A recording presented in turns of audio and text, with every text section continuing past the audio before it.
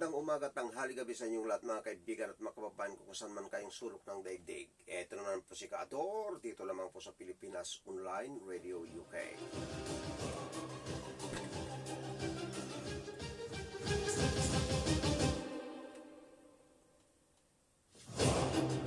Mga kaibigan, ito naman po tayo, magkakapalitan na naman tayo ng kuno-kuno. Ano ba ang mga natunay na pangyayari dyan sa ating bansa at ano ba yung mga issue na nagbabaga na naman dyan, mga kaibigan at mga kababayan ko. Ito naman po kami dito sa London, mga kaibigan at mga kababayan, ay ang pinag-uusapan din namin kung ano ba ang mga natunay na nangyayari dyan sa ating bansa, lalong-lalo na ang ating mga opisyales. Yan ang ating pag-uusapan ngayon.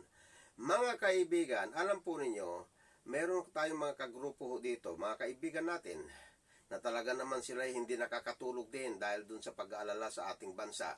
Lalong-lalo na mga kaibigan, yung mga nangyayari na hindi ka nais-nais, na gusto nilang mabago. Yan ang gusto nilang mapag-usapan ngayon. Mga kaibigan ko, alam po ninyo, ang halos lahat ng aking mga kausap po dito ay gusto nila na kinakailangan ng ating mapag-uusapan dito. Ano na naman ba itong darating na eleksyon dito sa ating bansa? Itong darating na 2022.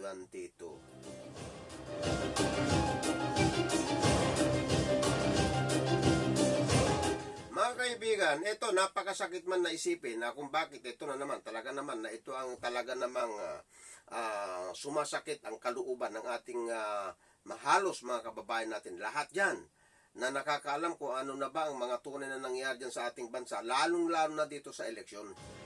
Lalong-lalo na mga kaibigan, na pagdating dyan sa eleksyon, siyempre nandiyan, nakaakibat dyan ng COMELEC. Nandiyan na rin ang Smartmatic. Ano ba ang dapat natin gawin dito sa pangyari na ito? Mga kaibigan, panahon na naman upang ipamalita ang mga tunay na nangyayari dyan sa ating bansa, lalong-lalo na sa mga nagdaan na taon, na kung saan natutuklasan ang mga tunay na nangyayari dyan sa ating bansa, ang mga lihim na ngayon ay natutuklasan sa pamamagitan ng social media. Yan ang mga nakikita natin dito ngayon. Mga kaibigan, ito ang natutuklasan natin lagi. Sa pamamagitan ng ating mga opisyales, lalong-lalo na yung mga sangay ng gobyerno natin, na hindi na nakakapagbigay ng kagandahan, ng kalooban ng ating mga kababayan. Ang isa ho dyan, ito ang numero 1. Mga kaibigan, kailangan na natin na bigyan na natin ng pansin kung ano na naman ba itong darating na eleksyon. At siyempre, ang kaakibat yan kinakailangan ang Smartmatic, mga kaibigan, ng pag-uusapan natin. Dahil ito ay hindi na kanais-nais na maglingkod dyan sa ating bansa itong Smartmatic na ito. Ayan. Mga kaibigan, matagal ko nang sinasabi mga kaibigan ko na ito yung dahilan upang magkawatak-watak ang mga kababayan natin. Kinakailangan natin na puksain na natin itong Smartmatic na ito. Mga kaibigan, kaya nga ito nga, ang napakasakit nga Alam po ninyo itong Smartmatic na yan, itong electronic voting machine na tinatawag. Ito EVMS ito Ang tawag diyan ay EVMS, yung electronic voting machine, mga kaibigan, ay ito meron ng fraud controversy sa iba't ibang bansa na ito. Mga kaibigan, ito mga listahan ng mga country na talagang niloko na ng itong Smartmatic na ito, itong mga electronics voting machine na ito. Okay. Ang mga bansa, mga kaibigan, na inayawan na ito ay itong mga sumusunod na mga bansa. Germany, Netherlands, Ireland, England, France, Italy.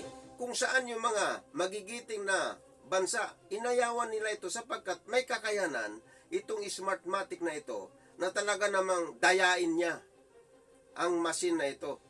Magdagdag, bawas, marunong ito. Ang ibig sabihin, mga kaibigan, ang kagalingan ng Smartmatic ay kung papaano mandaraya. Kung ano lang ang gusto nung may control, yun na ang nasusunod. Kaya walang kakwenta-kwenta ang bansa natin at walang kakwenta-kwenta ang butuhan dyan sa atin kung ito'y nandiyan pa rin ang Smartmatic.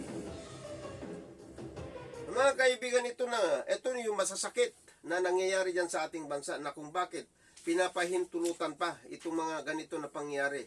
Kaya kailangan humiling tayo sa ating Pangulo na kinakailangan itong Smartmatic na ito. Diyan sa COMELEC na yan, ay kinakailangan umaksyon ng ating Pangulo sapagkat malapit na naman ang 2022. Ayaw na namin, Mr. President, na masira ang mga boto ng ating mga kababayan, lalong-lalo na yung mga OFW. Na kung saan yung talaga namang napakaraming ebidensya na kung paano dinadaya ang Smartmatic ang mga botante natin, lalong-lalo na yung mga nasa abroad.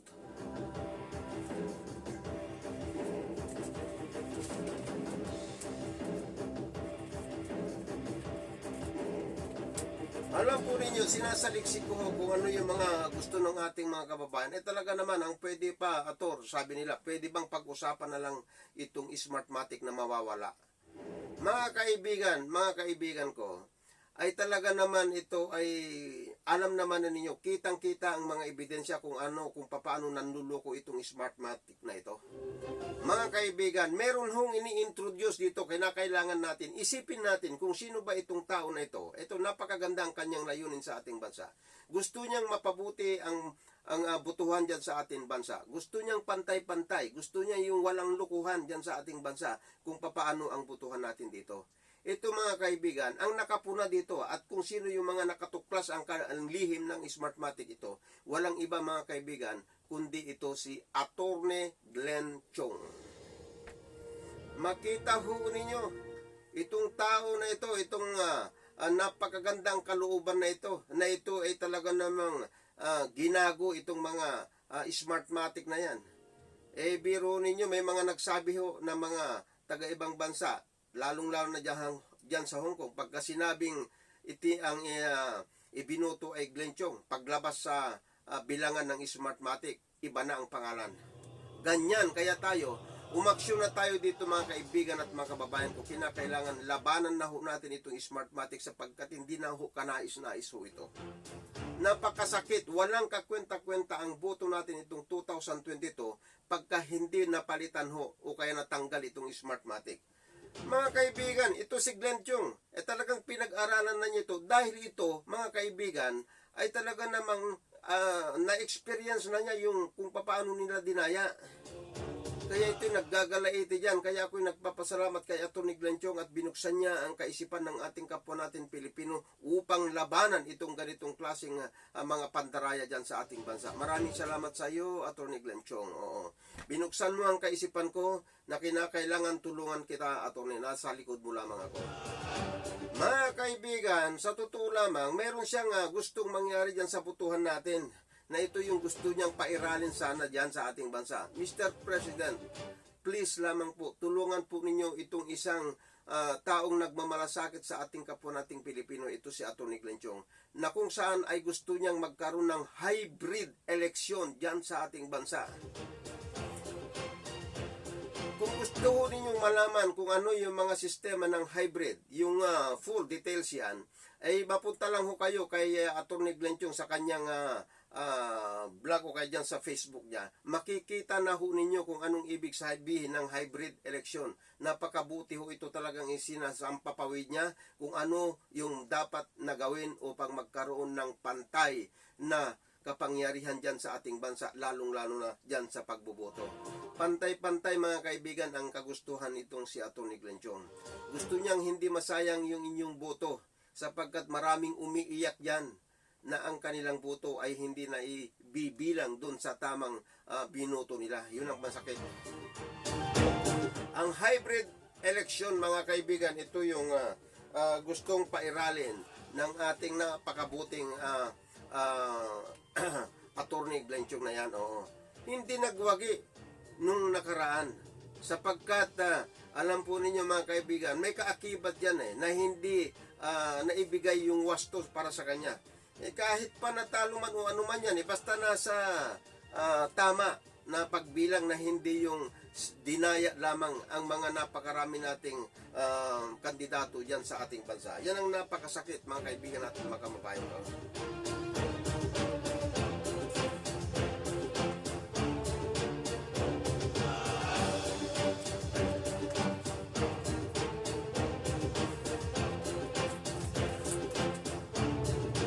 Kaibigan, mayroon pa ho dito na pag-uusapan lamang din naman ang ating eleksyon. Itong darating mga kaibigan, huwag na ho ninyong dayain pa ang inyong sarili. Lahat tayo, labanan na ho natin ito. Itong Smartmatic para ninyo ng awa. Mga kaibigan at mga kababayan ko, ito na lang ho ang paraan upang tayo makapagluklok ng tunay na kagustuhan natin kung sino ang dapat na maglingkod dyan sa ating bansa.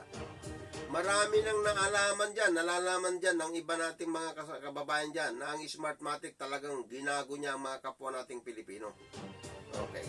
Isa pa mga kaibigan, ito yung kanilang tinatawag sa akin tungkol naman dito kay ito si Mr. Congressman Alan Peter Cayetano daw. Mr. Alan Peter Cayetano, kayo congressman, kayong dalawang mag-asawa, na kayo yung anak ni Senador Rene Cayetano, na kung saan ay siya yung pangunahin sa kalsada na gusto niyang matanggal ni Ferdinand Edralin Marcos noon, na siya ang presidente, na siya yung napakabuting presidente. Natutuklasan na ngayon kung sino talaga ang tunay na naglilingkod dyan sa ating bansa. Walang iba, mga kaibigan at mga kababayan ko, kundi ito si Ferdinand Edralin Marcos, yung napakabuti na naging presidente sa ating bansa. Ayan. Makita po ninyo kung ano na ang nangyayari. Matutuklasan natin ngayon yung mga pangyayari na talaga naman siya pala yung napakabuti nating nagiging presidente dyan sa ating bansa. Nakagaya din naman ang kagustuhan ng ating pangkasalukuyang presidente na ito si President Duterte. Makita ho ninyo itong dalawa na ito, mga kaibigan at mga kababayan ko, ang nasa puso ko na naglingkod dyan sa ating bansa sapagkat sila ang nagbigay ng kasiyahan, kaligayahan ng ating kapwa nating Pilipino. Mga kaibigan, ang kanilang layunin, mga kaibigan, itong dalawang presidente na ito, kundi kung papaano nila mapabuti ang bansa natin, lalong-lalo na ang kapwa nating Pilipino at lalong-lalo na ang ating mga kabataan. Yung kanilang hangarin, kung papaano mapabuti ang future ng bawat Pilipino dyan sa ating bansa. Pero anong ginagawa ninyo mga kadilawan? Sinisira ninyo itong mga presidente na magagaling. Walang pinagkaiba nung panahon ni Ferdinand Edralin Marcos. Sinira ninyo ang pagkatao nito na ito ang pinakamabuti na naging presidente dyan sa ating bansa. Kung tutunghayan ninyo mga kaibigan at mga kababayan ko, ang kanyang proyekto hanggang ngayon, noon hanggang ngayon, ito ang pinakikinabangan ng ating kapwa nating Pilipino. Mga kaibigan, isa-isa, magsaliksik kayo kung ano ang mga tunay na nangyari dyan sa ating bansa. Halos lahat ng kanyang proyekto ang ating Pangulong Marcos. Hanggang ngayon, ito pa rin yung matitibay na pinakikinabangan ng ating kapwa nating Pilipino. Pero ninyo, ito yung sinisira ninyo. Pagkatapos pagbibintangan ninyo na marami silang mga ninakaw. Asaan? Napakatagal na panahon. Ano ang ninakaw nila? Ilang ikinaso ninyo sa Amerika. Paulit-ulit kong sinasabi dito. Ilang daan kaso ang mga ibinigay ninyo sa kanila na kaso. Nasaan? Hindi ba lahat ng mga ikinaso ninyo sa kanya doon sa Amerika nasa neutral ground ito? Anong nangyari? Hindi ba lahat absuelto? Lahat ng inyong mga sinasabi sa kanya na magkakaroon ng sabi ninyo na may ninakaw siya? Pagkatapos wala naman. Anong ibig sabihin nito? Lumilitaw na ngayon yung lihim ninyo. Lumilitaw na kayo mga nandiyan, yung mga dating administrasyon na yan. Lumilitaw na ang inyong katarantaduhan kung paano binago ang ating kapwa nating Pilipino. Litaw na kayo kung ano yung mga pinaggagawa na ninyo doon sa ating bansa. Kayo ang gumawa ng mga katarantaduhan talaga. Kayo yung nagluklok ng mga hindi maganda dyan sa ating bansa, mga kaibigan at mga kababayan. Marami pa. Tignan ninyo. Tignan ninyo ito si ating Pangulong Presidente ngayon. Ang ating Duterte at Presidente. Gusto ninyong sirain ito na napakaganda rin ang hangarin niya sa kapwa. Makita ho ninyo, napakarami na niyang natuklasan kung anong mga tunay na nangyayari dyan. Kayong mga mayayaman dyan, ano ang ginagawa ninyo sa ating mga kapwa nating Pilipino na mahihirap? Anong mga pinagagagawa ninyo? Ngayon natutuklasan na kung anong mga pinagagagawa ninyo. Gusto ninyong maging mahirap ang bansa natin. Kayong mga mayaman, gusto nyo kayo na lamang ang naging mayaman. Anong ibig sabihin nito? Kaya kayo, Mr. Alan Peter Cayetano, ikaw, gumawa ka ng paraan para lang hindi maisara ang ABS-CBN. ginago mo na naman ang ating mga congressman na napakarami at pati si senator, idinamay-damay na ninyo. Anong nangyayari ngayon? Biruho ninyo, yung panahon ninyo, kung ilang araw ninyong pinag-usapan yan, walang kakwenta-kwenta, ayaw ninyong sumunod sa ating batas. Mga kaibigan, dito natin makikita kung gaano nila gustong magkaroon ng tama dun sa mali. Gusto ninyong itama ang mga mali. Anong klase ka? Cayetano, Peter Cayetano, ikaw na ang isa sa pinakawalang kwentang naging senador ka, congressman ka dyan sa ating bansa. Walang kakwenta-kwenta ang iyong mga kaisipan. Inaaralan mo ang mga kabataan, inaaral mo ang mga tao na gusto mo magkaroon ng pagkakamali na itatama mo. Anong klase yan? Anong klase kang ikaw pa naman ang inatasan na Speaker of the House, pero ikaw din ang gumagawa, sumisira ang batas natin dyan sa ating bansa. Anong klaseng meron ka? Nakakabwisit ka na eh. Ikaw na yung mga sinasabi ng mga ating mga kababayan na kuminsan sabi nga nila bakit ba nagkaganyan sa yang Peter Cayetano na yan? Pagkatapos, alam mo na sinasabi ng ating Pangulo na kailangan isara yan. Biro mo, ganyan ba ang nagmamalasakit sa ating presidente na ikaw pa yung kumukontra yung kanyang kagustuhan?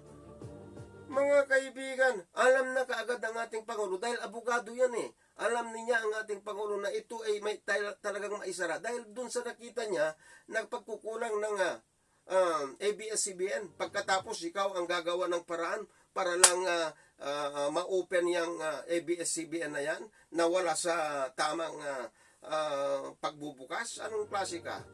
Gusto mong itama yung mga mali na ginagawa ng ABS-CBN dahil nakinabang ka pati tatay mo, magulang mo. Yan kayo. Kung saan yung pakikinabangan ninyo kahit na ikasisira ng napakarami, okay lang sa inyo. Basta kayo lang okay kayo. Anong klase kayo? Nasaan yung pagtunay na paglilingkod ninyo dyan sa ating kapwa nating Pilipino? Ikaw ay Alan Peter Cayetano, ang sinasabi nga nila dapat mawala ka na dyan. Hindi naman yung ikaw mawawala na mamamatay, hindi naman, wag naman. Mawala ka lang dyan sa Congress na yan. Maraming natutuklasan ngayon kung anong mga pinaggagawa mo dyan sa Pasig na yan, dyan sa Taguig na yan. Biro ninyo, dalawa kayong mag-asawa na congresswoman. Anong nangyari? Meron silang sinasabi dito na magkasama kayo sa bahay, pero nung kayo nag-file ng kandidacy ninyo, magkahiwalay na kayo ng bahay. Ano ba yun? Magkaiba na kayo ng distrito. Bakit? Gusto ninyong sakupin ang kapangyarihan dyan sa Taguig? Anong nangyayari sa iyo, Peter Cayetano? Maraming natutuklasan na mga kababalaghan na nangyayari din sa iyo. Mga kaibigan, kitang-kita kung sino talaga yung mga sinasaydan mo. Sinasaydan mo yung mga mayayaman talaga. Ikaw ka, Peter Cayetano ka talaga. Napakarami mo ng pagkakasala dyan sa ating bansa. Ang tatay mo nagkamali na dahil lang dun sa kagustuhan niya rin na mawawala si President Ferdinand Edralin Marcos. Ngayon, nagkakamali ka. Talagang nagmana ka lang sa tatay mo. Nakakabwisit ka na. Ikaw ang nagiging Speaker of the House na talagang ikaw wala kang kakwenta-kwenta. Idamay-damay mo pa yung mga senador natin dyan. Samantalang napakahalaga ang inyong oras dyan. Pero ninyo, sinayang ninyo yung ilang araw ninyo dyan. Mga kaibigan, ilang oras yan dito. Pagkawan na isang oras mo dito, yung mga maglilinis lang dito, yung mga, magkano ba yun? $10. Biro mo dito, 10 pounds. Mawawala sila ng 64 pounds per hour. Di lalo na ikaw, dahil congressman ka, masyado. Ganun pa man mga kaibigan, sa susunod, marami pa tayong babanggitin dapat dyan kay Peter Cayetano sapagkat marami ang nagsasabi sa akin dito. Pwede mo bang pakikuan ito, Ador, kay Peter Cayetano? Imbes na kami na magsasalita, pwede ba ikaw na ang magsalita para sa amin, sabi nila. Mga kaibigan, maraming salamat sa inyong pakikinig. Sorry. Siya nga pala mga kaibigan, bago ko tatapusin ang aking programang Boses ng Bayan sa pamamagitan po ng Pilipinas Online Radio UK, binabati ko itong aking mga kaibigan na nandiyan sa Canada na ito si Mr. Abdon Mandi. Ayan. Ganon din naman mga kaibigan, ito si Cesar. Ito si Cesar na bayaw ko nitong kaibigan ko na ito. Sa susunod mga kaibigan, marami ho tayong mapag-usapan. Napakahaba ho itong mga isinulat nila sa akin. Ito ho. napakarami pa. Ito, pag-uusapan ho natin sa susunod. Ito, gusto kong malaman ninyo kung ano pa yung mga natutuklasan nila na gusto nilang idaan dito sa aking himpilan, Pilipinas Online Radio UK. Ganun pa man mga kaibigan, binabati ko yung aking mga kaibigan na taga Ballesteros. Ito si Pastor Ronnie Rolly Acevedo. Kumusta ka na, Pastor? Ganon din naman ito si Edwin Tasipit, na kung saan yung father niya dati ay pastor din. At saka ganon din naman ito si Jeremy Dalicon. Kumusta ka na? Kumusta na kayo mga kaibigan? Ito mga kababata ko, mga kaibigan ko, itong mga ito ay kanina lamang nag-uusap-usap kami. Ay medyo hindi ho kami nagkaroon ng mahabang pag-uusap sapagkat meron ho kaninang ginawa, jogging ho ako. Inuulit ko mga kaibigan, binabati ko ho yung mga taga Ballesteros, lalong-lalo na yung ating napakabuting hangarin ng ating doktor dyan, si Dr. Ugalino. Dr. Ugalino, binabati kita, doktor, ng magandang gabi dyan. Gabi na nga dyan. Ganon din naman si Uncle William Fernandez na nasa Amerika. Kumusta ka na, Uncle? Okay, yan na. Ganon din naman si Uncle Gaudencio dyan sa Ballesteros, ang Gaudencio Miranda. Dito ko ho ito. Binabati kita, Uncle, na magandang gabi dyan. Yan.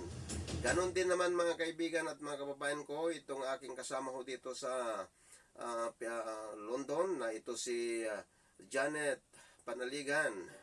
Janet, kumusta ka natin ko? Ganon din naman mga kaibigan, ito si Sir John Buena. At ganon din naman ito si Sir Attorney Gonzales. At saka si Ma'am Dali. Ma'am Dali, magandang gabi sa iyo. Ganon din naman mga kaibigan, ito si Sir Romulo. At saka sa kanyang may bahay. Si Ma'am Ria. Okay. Ganon din naman mga kaibigan, kaninang umaga nag-usap kami, itong aking kaibigan na nasa Amerika. Ito si Mr. Galara. Rolando Galara. Attorney, kumusta ka na? Ito, nandito na. Sinabi na. Kumusta ako? At ganon din naman mga kaibigan, ito si Mr. Peter Oris, na kung saan yung kasama ko na nag-jogging kanina. At ganon din naman ito si Atelina. Yung kanyang mga paa niya kanina sakit na, Ador, sabi. Sige lang ate, sa umpisa lamang yan. Binabati kita ate.